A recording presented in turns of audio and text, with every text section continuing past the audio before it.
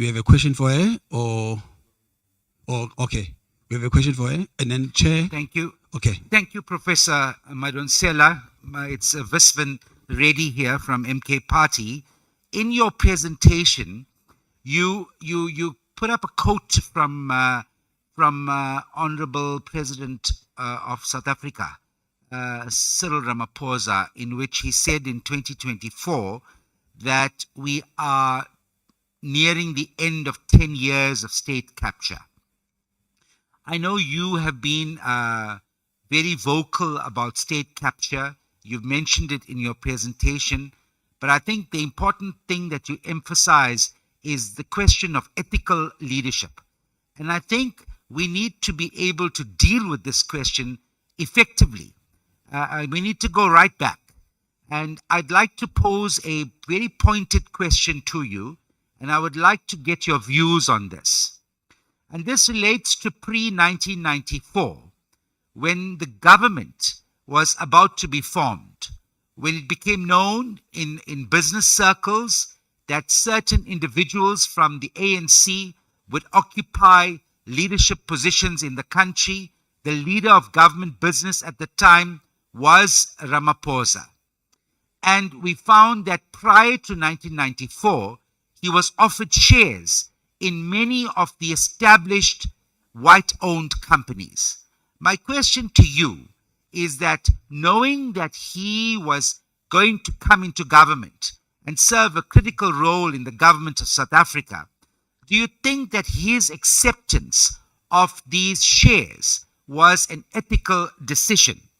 I want to just look at some of the words that you quoted. You said that unethical leadership could be where benefits are accrued to someone who does not deserve them.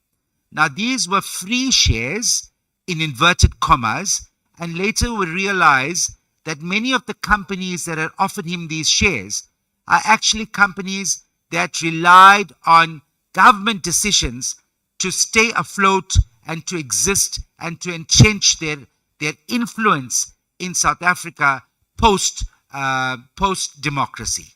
I thank you, Professor, and thank you for that presentation.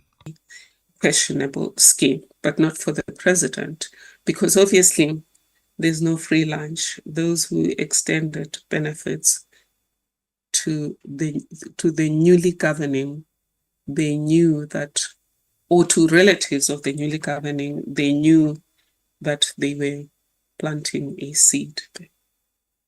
So I hope I've clarified that. I don't think there was a conflict of interest. A follow-up, if I may. Thank you. Thank you. Thank you, Professor, for that explanation. But I'd just like to interrogate that slightly further. When the president, I take your point that in future, so when he accepted the shares, he was not president or deputy president or not in government. But later he became the deputy president at some point. He was a senior leading figure within the ruling party. And these shares were obviously given to him in the anticipation that when he gets into that position, he would then use it to influence government business. He was head of government business. Now, Professor, do you think that he should have relinquished those shares when he occupied that position in government? I'm looking at the case of the arms deal, for example, where former President Zuma is currently facing charges, but at the time he was the MEC for Economic Affairs in KwaZulu-Natal. So he had no direct influence over the award of that particular tender. So in the eyes of the ordinary man in the street, I want us to see some consistency here. And I want us to be clear about what is this ethical leadership that we speak about. Because a man in the street will say, we have a president who is conflicted in this regard, and then you get another former president who's been taken to court where he does not fit that definition of what we call unethical leadership. I just thought you could clarify that for me. Thank you. Right. Honorable members, I'm going to make a commitment to send you a link to the OEC American it really becomes stretched too far. But the issue of President Zuma, and honorable members, forgive me here, I've never understood why President Zuma was prosecuted for the arms deal. There are many things that I disagree with him on. And on the issue of state capture, I stand my ground. But on the issue of the arms deal, you are right that he was a minor player, and it really doesn't make sense to him. He was a minor player in that his influence would have probably have come from his ANC position, as opposed to him being one of the people who were involved in the actual transaction.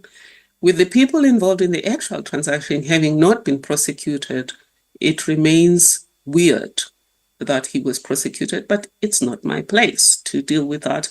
It's up to those who deal with law enforcement to deal with that. I want to go to